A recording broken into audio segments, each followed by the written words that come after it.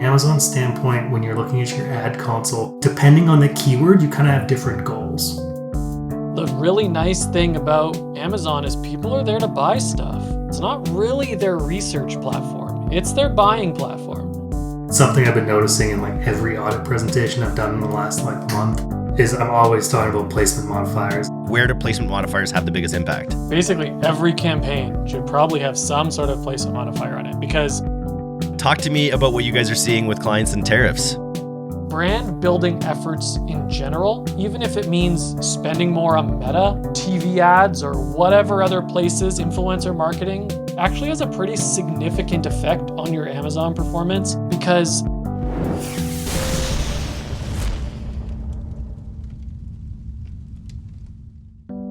imagine having the world's top social creative experts on your team, analyzing your ads, auditing your ad library, and helping you deliver more winning creatives. You don't have to imagine anymore because Motion just launched Expert Agents, AI-powered workflows designed by the industry's best creative strategists. These aren't generic AI tools. Each workflow is built by real performance marketers actively managing high-spending ad accounts. You'll get access to things like Creative Performance Analyzer powered by Dara Denny's framework, which helps you break down what's working and what's not with each of your ads, or Ugly Ad Finder created by Barry Hott, which scans your top spending ads and serves up organic social inspiration so you can make ads that actually stop the scroll, or Scale Unlocker from Jess Bachman, which maps your current ad spend across the awareness stages to pinpoint your biggest growth unlock. Plus, Motion's expert agents include custom tools for social listening, strategic ad iteration, and more, giving your team the insights of a veteran creative strategist at no extra cost. Start shipping more winning ads today at motionapp.com/expert-agents. It's all killer, no filler. I'm Eric, and I'm here at the Amazon guys. We just spent the past 15 minutes talking about doing our taxes in Canada and the upcoming, the tariff issue, which we're going to get to a little bit. I'm always interested in the way tariffs are actually impacting people's businesses. But what else is on the agenda? Before we jump into tariffs, we've got a note here about incremental revenue versus profit. What's the actual goal? What are we talking about with how to drive incremental revenue versus profit on Amazon? This was just a fun thing that popped into my head. It was something from your podcast with the CTC founder, blank on his name right now. Taylor, thank you. He was talking about like incrementality and really looking at like a true CAC that adds like profit to the business. And I was like super valuable. Love that podcast. And I was like, well, how does that apply to Amazon? And from the Amazon standpoint, when you're looking at your ad console, depending on the keyword, you kind of have different goals. And sometimes that goal actually isn't profit because the benefit to spending on a ranking term is actually your improved rank and your improved organic kind of traffic and revenue, or so indirectly revenue. But you're spending so much to get it that it's just not at a profitable state. But as long as you're tracking the metrics that say, hey, we are climbing rank, we are getting a larger share of search, a larger share of add to carts, and a larger share of purchases, then this will pay off in the long run, as long as you've also done the research that organically ranking on page 1 for that term is going to generate enough volume to justify your investment in the term. But all that to say, the goal of spending is actually not profit in that case. Then you're balancing that with the rest of your ad console that is spending on terms that the goal is profit because you may already have rank for that term. So you're actually just trying to spend as little as possible to drive as much profit as possible to still defend your rank. So you just end up looking at your ad console in two different ways, depending on the goal for each term, while trying to balance for your overall goal, which of course, if it's sustainable, the overall goal is profit of some sort, unless you're doing like a just grow or die, which we're seeing a lot less of these days. Yeah, make it up in volume doesn't work anymore. No, not with today's lending climate. And then, so you're talking about managing these different goals on platform. Are you using an external third party to track this carefully, or is it just sort of like an eyeball type situation when you've got these different objectives? You're managing for the tacos in the account because your total ad cost of sale, it tells you whether your account is profitable or not. And then you're looking at the individual campaign and keyword performance. And that we're doing manually because we have the way we structure campaigns. It makes that easy to do. We don't need to export a big database of keywords to look at that data. Our campaigns are segmented in a way that each campaign's got a goal. We know what that goal is based on the value it drives back to the brand, and that value is either going to be a cost number that's profitable or not, depending on the campaign. When I was in the app game way back in the day, we were trying to build a Clash of Clans competitor game. It was a really interesting project. Worked with a bunch of different creatives and developers. They poured millions of dollars into it. Didn't newsflash end up beating Clash of Clans. But I remember hearing about Clash of Clans strategy, which was they were spending, I think I had heard at the time, over $100 per install on platforms like Meta. And they were addicted to it. They had to keep spending that so that they kept enough installs coming into the App Store so that they appeared at the top of the list because they had calculated that they got enough organic from being on that top list. Like, is that a strategy that is predictable enough? You mentioned, like, if you know how much volume you'll get from being on the first page. Is that, like, how does that strategy get planned when it comes to trying to get to that number one spot or within the top 3 spots? Does it always pay off, or does sometimes it not? It kind of always pays off. Like, there's enough search volume. Like, obviously, if it's a well-searched enough term, but it kind of always pays off. But it's a really good point that you made, which is the same thing on Amazon, which is it's only the first few spots that matter. Like, as Rob said, you can and should track your progress as you're moving up rankings. Like, if you started somewhere in the 80s or 100s on the second or third page, and now you're in the 40s, great.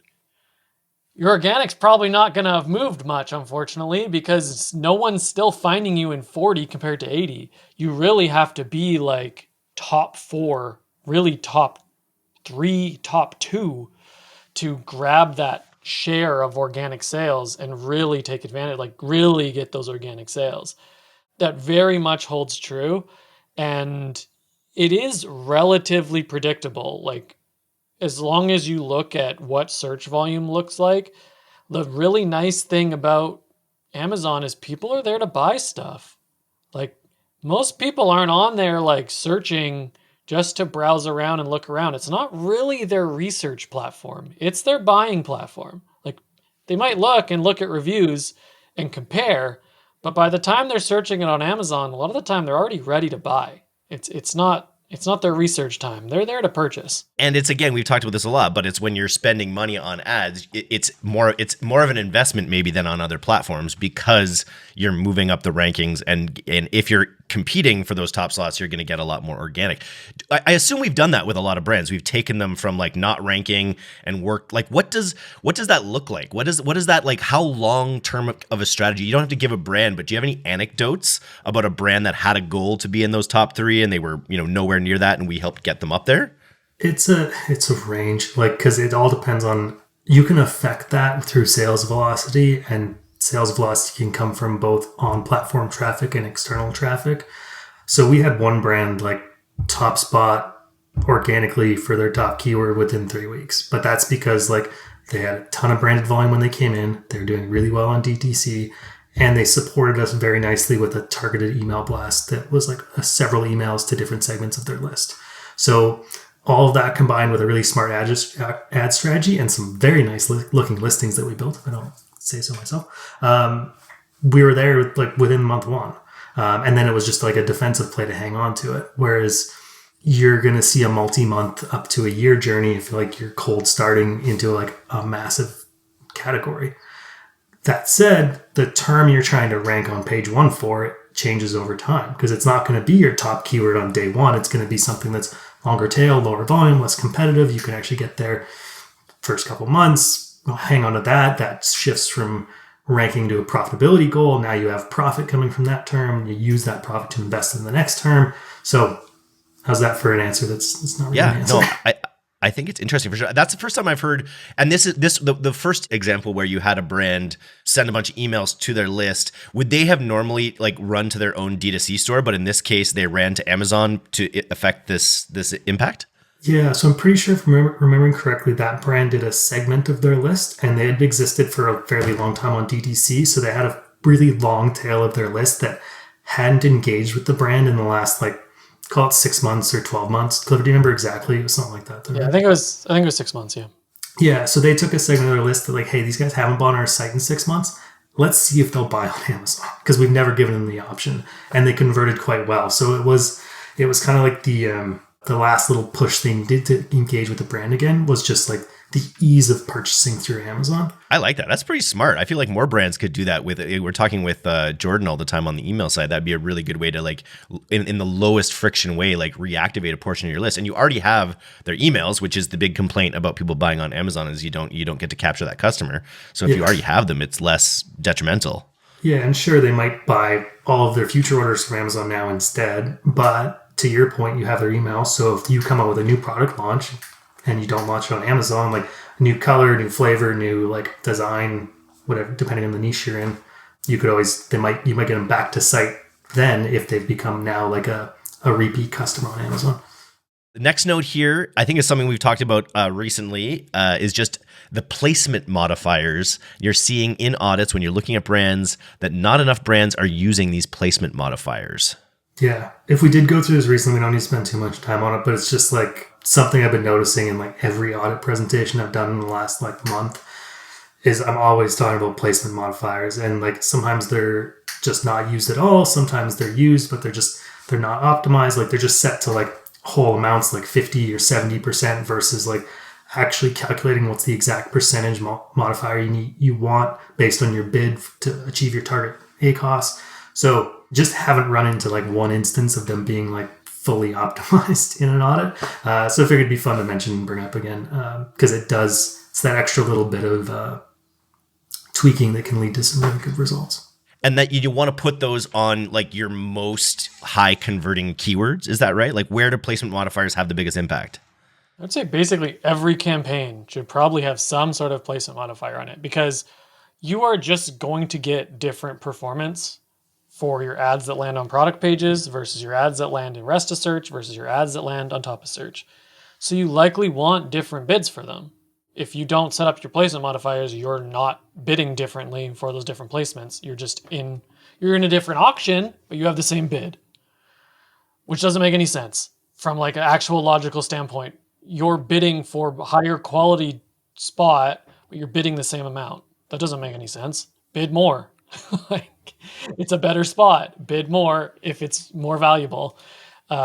So that's like almost always we'll find that there might be a small top of search modifier, but almost every audit, they're all zeros, which is crazy because that literally means like if your bid's set to $2, you're bidding $2 for the placement that's below the fold on someone else's product page, which is a horrible placement. And you're bidding $2 for top of search on your main keyword, like that are in that same campaign. That's crazy. Those are not the same placements, and those should have different bids. Definition of Amazon insanity, both for optimization, but also for control. So the control is just so that you're not wasting your money on low converting placements. And like, if you want to prevent a campaign from displaying on like product page, for example, you can actually set your bid quite low, but then run a high rest of search, high top of search multiplier. So then the actual bid that's going to product page is just never going to display. So you can control that campaign to display in only the placement you want it to. And then it makes your data a bit cleaner when you're like scanning campaigns. What's Amazon Rufuss? I've never heard of this. What is Rufuss? Is my Amazon AI butler? Yeah, your AI shopper basically. So you can ask Rufuss questions about products on your actual like listing pages. There's a little Rufuss window you can either ask questions or it'll have some pre-populated questions. So this idea actually came from one of our clients, and on a discussion on the weekly call, he brought it up with the manager on the account, and they ended up deciding it was a good idea to implement. So what they're doing is they went through all of their listings and looked at the pre-populated Rufuss questions, which we're assuming are coming from people who are actually asking those questions. And then we're just doing a listing audit to ensure that the answers that we want customers to have to those questions are included in our listing content. And that might be A+ content, images, some some of the text options, bullets, and the whole idea here is like, how can we feed the AI with the information we want it to give to customers, but also just create a good customer experience? Like if they're asking questions and that information is just not on the listing, like how do we make sure it is there? And so really just using it as another data point to influence listing optimization. Nice. And then we have another note here, search volume down. question mark, exclamation mark. What's going on with search volume? Yeah, so across a few brands, it seems like across a lot of categories on the site, it is the first time that I've observed year-over-year search volume numbers are down. They are lower. People are searching less for a lot of things than they did last year, which of course also means buying less because we are the buying platform. So what to do in a time when there is less people searching for your product and you're trying to do good on your year-over-year numbers somehow. You're trying to be, it's capitalism, baby. Grow every year, always growing. You must grow. How do you grow if there is less people on the site searching for your products? And really, unfortunately, the best answer I have for it is you kind of just dial in the fundamentals. It's like it is more important than ever that your listing sells well and sells as good as possible. You might need to discount a bit more to be more competitive if you haven't in the past, because now competition hasn't gone down. If anything, in most categories, competition's gone up a bit. But now you're competing for a smaller pool of customers and you're trying to get that same, if not now larger, you need a larger share with more competitors of a smaller pool. So you really need to dial in your listings. You need to dial in your hero image in a big way. You need to dial in your offer. And it likely means exploring a lot of other things too, like figuring out ways to get influencers or Amazon creators to post about it. The Rufuss thing might be a way in. Whatever ways that you can drive increased click-throughs and increased conversion rates, now is the time that it is incredibly critical if search volume is down, because you are now competing for a smaller pool. The competition is going to heat up. This is the first time in nearly 2 years that in the U.S. Consumer spending has fell by 0.2% in January. I bet in February and in March, with all of this tariff uncertainty, there's probably a lot of people sitting on their wallets a little bit more, right? Interesting. It's like a canary in the coal mine for the R word that everyone's afraid of happening, right? It's like maybe we just need to go with this marker. Once Amazon search volume goes down, that's the true sign of a recession. Yeah, I've had a couple of conversations with brands recently, audits or sales presentations where it's like, hey, we're ready to make a move, but there's some uncertainty. Our costs just went up by a whole bunch with tariffs. We got to figure some stuff out. They're just asking for some more time, which is got to be frustrating to deal with. We've got a positive note on the power of brand equity on the platform. Let's save that for last. But since we're talking about it, what are talk to me about some of the situations that our clients are finding themselves in. We're a Canadian agency, so we don't have to charge 25% more just for our services at this point. That hasn't happened. Actually, I don't think anyone's ever asked that. No, we don't. We're a great deal. We're still a great deal. But talk to me about what you guys are seeing with clients and tariffs. One of the big ones is we have a client that sells in Canada and the US. They're Canadian based. They ship stuff back and forth between Canada and the US quite often. And now they have to have way tighter inventory controls. They can't as freely be like, oh, we have 500 extra units of this in Canada. Let's ship it down to the US. Or we have 300 extra units of this in the US. Let's ship it up to Canada. They can't do that anymore because the cost of shipping that back and forth is gone. So that's a weird thing you wouldn't think of. It's not just a flat, all of their costs are up 25%, because it's not exactly what happened. Their products are made in the US. In the US, they're good still. When things ship up to Canada, that's harder. But yeah, there's a flat 25% there, but it also just really brings in a lot of operational challenges on just movement of things that would have been easy before. And now you have this extra step. And not just the percentage, but customs brokers are having a hard time with how much it's moving. And from what I'm hearing, it's not just that you're being charged the percentage that you're supposed to. People are getting charged rates on things that aren't supposed to be tariffed, but are getting hit by it because it's a weird category offshoot, and not knowing which goods are subject to it or not. And then customs brokerage fees are drastically increasing because now there's like there's only so many customs agents that do this. Like I feel like it's never talked about that like someone implements the tariff. Someone's got to go like do the tariff sheet and like do the math and do the charges.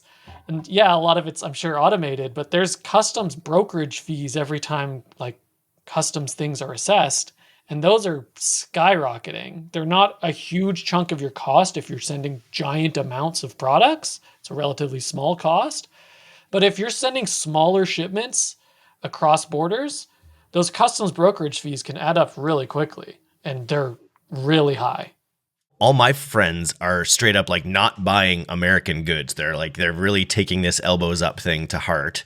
And they're sort of like, you know, I brought a California cab to dinner the other night, and I was like yelled out of the building. And I'm like, they've already bought it. It's already on their shelves. It's like, it's a really interesting situation. Are you guys seeing any like drops in, you know, I don't know, I guess it's hard to tell on Amazon, but like, are you seeing any like, because I don't think Americans notice. Americans aren't going to not buy Canadian. They don't buy anything Canadian anyways. We're buying a lot of their products. Are you guys seeing any impacts of that kind of thing, of like Canadians making different choices?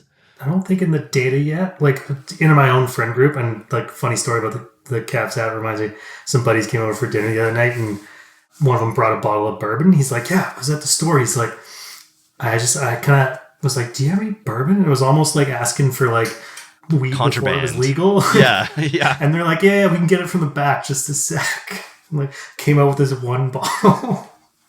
They're like, same thing though. They're like, we've bought and paid for it. We'd rather sell it to you than just sit on it. But it was just funny. To Clifford's point, I am seeing too, like logistically for brands that do manufacture in China and sell in both Canada and the States, like before they could just bring it into one country and then send it like, then to split up inventory. But now it's like, okay, you got to send it. Like, I guess you could send it into Canada and then pay the tariff down, or to split your shipments and send it. But all that's just logistical nightmare. And you're still paying the China tariff in that case, but it's lower than the one then through Canada? I guess, yeah. And then some brands, they really stocked up getting inventory into the US before some of this, which was a smart play if your cash flow allowed it. And that just might let them ride it out till at least stabilizes, because like every day we're waiting for a new tweet that's going to tell us what's going to happen. Definitely seen a lot of that. Like, and both in the brands that we manage, but also in our competition. Like there is in a couple categories at a time when search volume is down. So it's kind of a double whammy. Not great. Just a spring up of new competitors. I'm like, where did you come from? Like why is there so many basically no-name brands that have popped up in this category? It's like, well, it makes sense. These products are made in China. They were all getting stuff shipped in right before the tariffs hit as fast as they could. So all of these brands now have all of this inventory, and they can only sit on it for so long.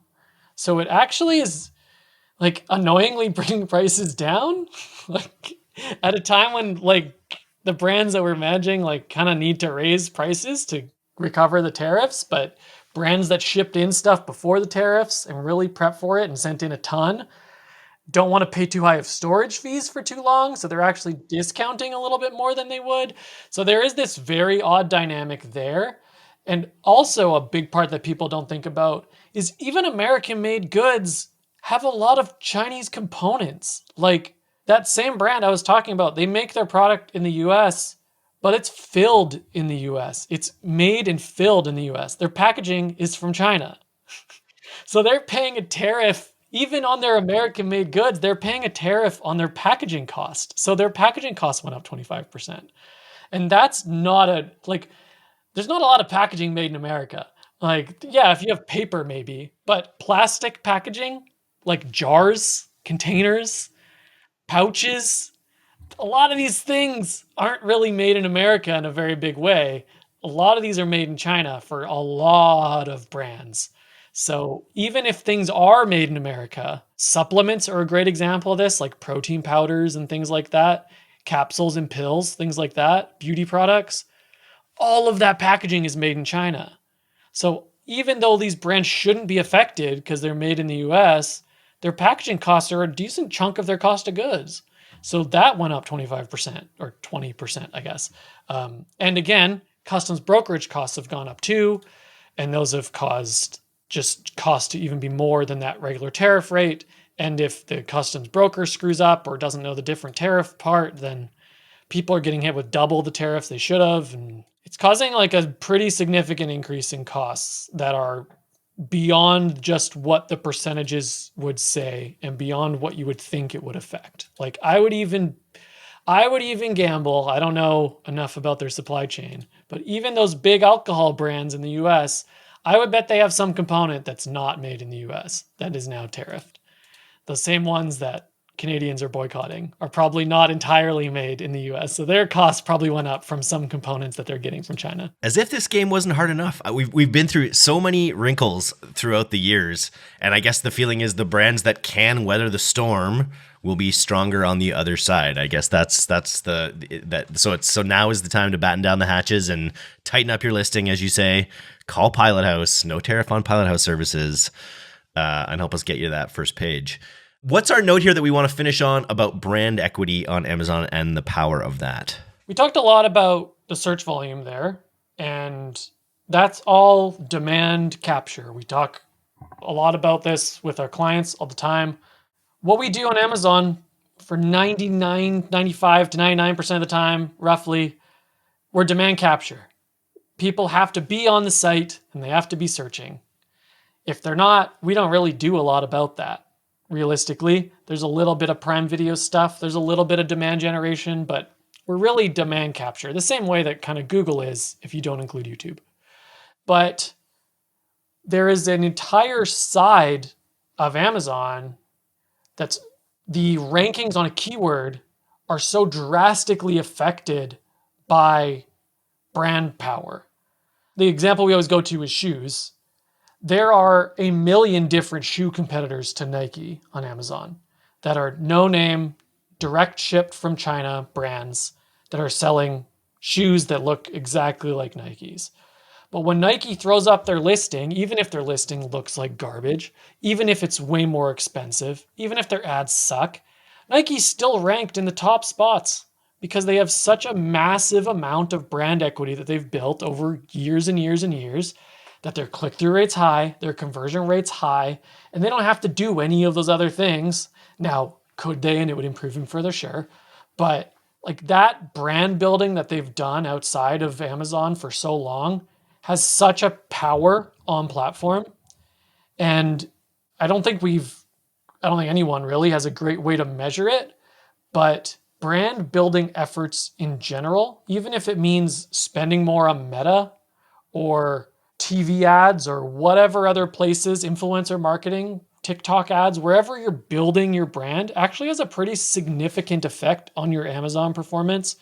Because if people are searching for your brand, not through your brand term, but through your generic term. So if someone comes to Amazon, instead of searching for Nike shoes, they search, say, basketball shoes, and then they click on the Nike one because they've heard of Nike, that's a very powerful search. That search, click, buy, because of the brand is huge. And so if you can make that happen in your own category, where someone doesn't come search for you, they search for your generic big keyword, but they find and buy you because of what you've built in brand, that has massive impacts because Amazon really favors organic search, like organic clicks and buys over ad clicks and buys. Like, yes, you can buy ranking by being there with your sponsored product. But if you're driving a huge amount of off-platform searches into sales, you're going to get a huge ranking increase. And a lot of times it can't be overcome by almost anyone else who's spending whatever you want on on-platform ads because that brand equity is just so strong. It really takes the pressure off of your generic, like your aggressive ranking campaigns too, if that traffic's coming in, because it's just pure profit. And then this also relates to like what the Chubby founder was talking about trying to like get away from being totally addicted to that like bottom of funnel like acquisition and kind of like spend up funnel a little bit, start to learn how to do that and what actually works, and then trying to measure the actual trickle down effect. And Amazon is a great channel to capture that trickle down effect that happens when you can start doing that level of brand building. It reminds me of the tracksuit report that we've talked about a few times on the podcast that they did with TikTok called the Awareness Advantage, that was specifically about how clicks like people just clicking on your ad don't have as big of an impact as people being aware of your brand from like another source. So it's like when you have actual brand awareness, yeah, it makes everything better because it makes you be able to compete and win on those generic terms, which will show Amazon that you're, worthy of being in those slots. So it's funny. This is the D2C podcast, but everything's full circle now. You've got to have an omnichannel brand. You've got to be always on. And to put I really want to put an example behind that because I feel like we're talking vague, like you should do awareness terms. And like, yeah, of course, everyone should do awareness. We don't have unlimited budget. But we've had a brand that we've managed for years on Amazon. They were a very top seller. They're doing fantastic. One of their biggest competitors that wasn't on Amazon for a long time joined the platform a few months ago, and they're killing us. And their listing is not great. Their products are way more expensive, but they've just had massive meta spend for years. They've built huge brand awareness, and their search volume is higher for literally their branded term than the entire category's generic terms because they've this huge brand presence. And that power I think they're probably making $5 million a month on just Amazon sales alone without having I don't think they don't need to, they might spend a little, but they don't need to spend a dime to get that on their Amazon sales because of just people are coming and they're searching the generic term and they're searching it for them to find them. Before they weren't there. So we were very happy to capitalize on the fact that they weren't on Amazon and we were like, hey, we're here though. But now they are there and it's brutal. And that power of that brand and how untapped that was for that brand for so long. We were taking a lot of those sales for a long time from that brand, from basically a market that they kind of built, or at least that they popularized. Well, any huge brands that are not on Amazon, you should probably be on Amazon. Or don't, or maybe don't, maybe or also, don't, unless maybe also don't, depending on the category. Depending on the category and whether ask us first. Ask us first. Yeah. Ask us first. Book an audit, and then we'll tell you if it's a good idea. Thanks, guys. This was kind of an all over the place podcast, but lots of value as usual. This was a lot of fun. Awesome. Thank you.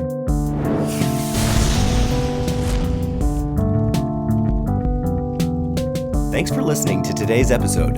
If you're not getting the D2C newsletter, you can subscribe for free at directtoconsumer.co. And if you want to learn more about Pilot House's all-killer, no-filler services, take off to pilothouse.co. I'm Eric Dick, and this has been the D2C podcast. We'll see you next time.